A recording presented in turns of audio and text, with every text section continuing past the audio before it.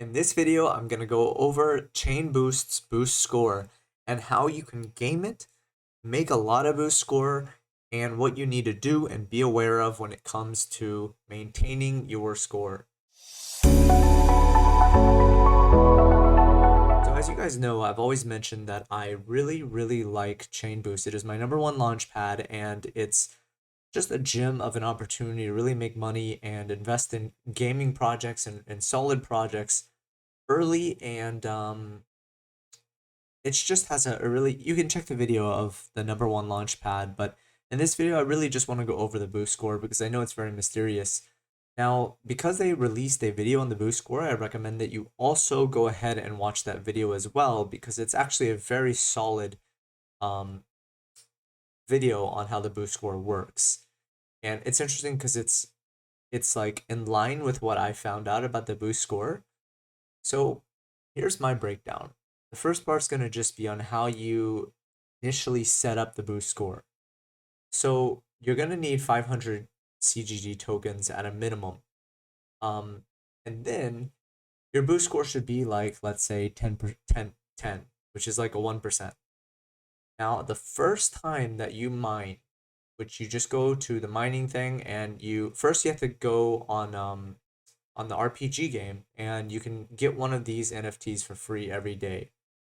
So all you have to do is just literally, once you make the free NFT, which you can get every single hour, every single day, and it's not an actual NFT, but it's in the game only. At some point, they're gonna be able to allow you to merge it, but you would just then click it here and click on mine. You can also go to pool mining, and you can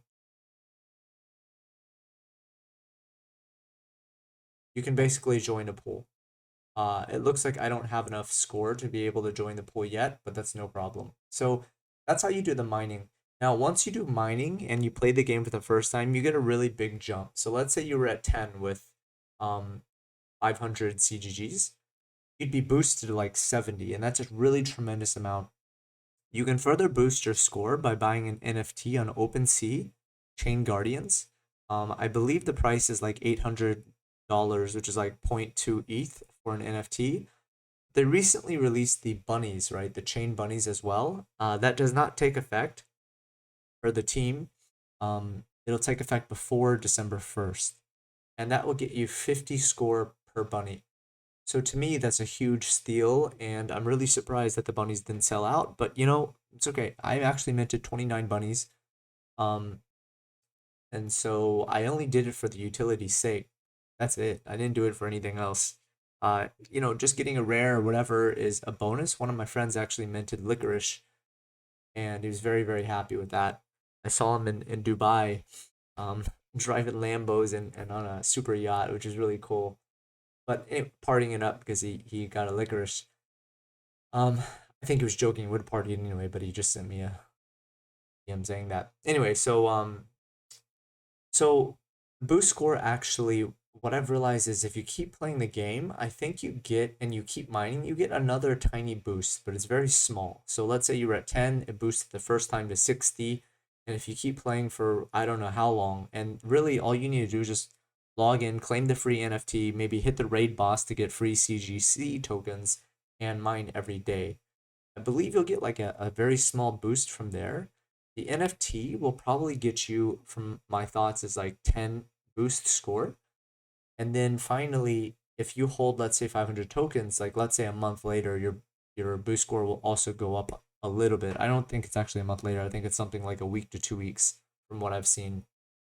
Um, but basically, the final factor that I think is really important is your actual CGG balance.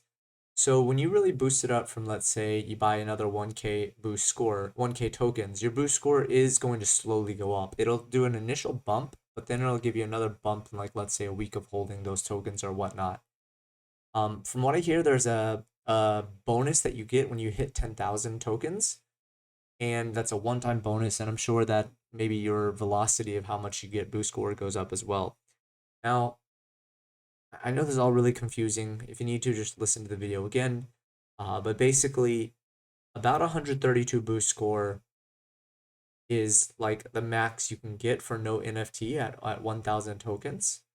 and you're only going to have like a 10% chance. Now, if you can get to about 140 or 50, it's going to be like a 15% chance. And then if you get to like 160 to 70, it's going to be like a 30% chance. And if you get to like 200 plus, it's going to be like a 50% chance.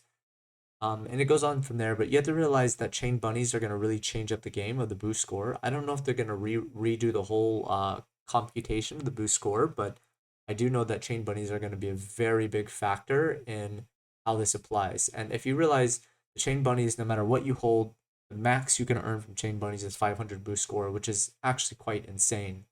Um, that's like crazy. If they leave the score as is, right? You just own 10 chain bunnies and you all of a sudden have 500 boost score. So it's going to really make this hard if all you do is buy 500 tokens. What I would recommend is that you buy a few bunnies and you hold 500 CGG tokens. Now, that's the part of growing your score, right? I think there's staking, but I haven't tried that. Liquidity staking, I'm not messing with that. I personally don't like liquidity because LP pools, liquidity pools, or pools just because of the loss of impermanent risk, the risk of impermanent loss. So finally, um, when it comes to losing your boost score, these are some things that I find more of a secret that they don't talk about. And from what I've found, it's different from what they say. So this is the golden part. I try to save the best information for the end of the video in case someone just ditches and I just find it interesting that yeah, anyway, so this is how it works from my understanding of experimenting around, right? I actually tried selling tokens that were 1 month old, and I mean like dump it, right? So like Book Fantasy, if you sell some, Amasa, if you sell some, I did it as a test, and I found that it didn't hurt my boost score at all. But you're talking about the fact that we're a month later, right? So I think if I could if I could just take a guess, I would have to guess that if you give it at least 1 week, then you're going to be safe to sell some. Now, I've only tested selling a little bit in recent times, like let's say 2 weeks later, and there was no effect. So I do know that if you do decide to sell your CGG tokens, you will get penalized for that. But it might also follow the 2 week rule. I'm not sure, but I mean, CGG is basically how it's calculated, so the effect is going to be big. But holding your IDO tokens, if I were to guess, it's got to give you some kind of credit for holding tokens for a while. So, like, let's say you just hold a bunch, maybe it gives you a score depending on like how often you've held, and then you can maybe if you sell, like it hurts that score, and then that gets translated to your boost score somehow. It's either that or I speculate that it's what I said earlier, which is just there's some kind of thing that says, okay, if you sell within a week, then your score is affected by this much. But I would say you're safe to sell for sure within a month, and then you're safe to sell within 2 weeks if you don't sell all. I haven't tested further, um, but this is just interesting to me. And in general, what I personally believe is unless you really need the capital, it's probably a good idea to just wait it out because a lot of these are games, and we're about to see, in my opinion, a gaming like bull run with crypto. Um, from what I've seen, I just constantly see these games do very, very well. And it really does feel like what Alex Becker says, which he says it's like the Bitcoin at $1,000. To me, it feels that way. And the whole thesis behind it makes sense too, right? Like, I'm a big gamer and I don't want to play a game now where I don't make money. It doesn't make sense.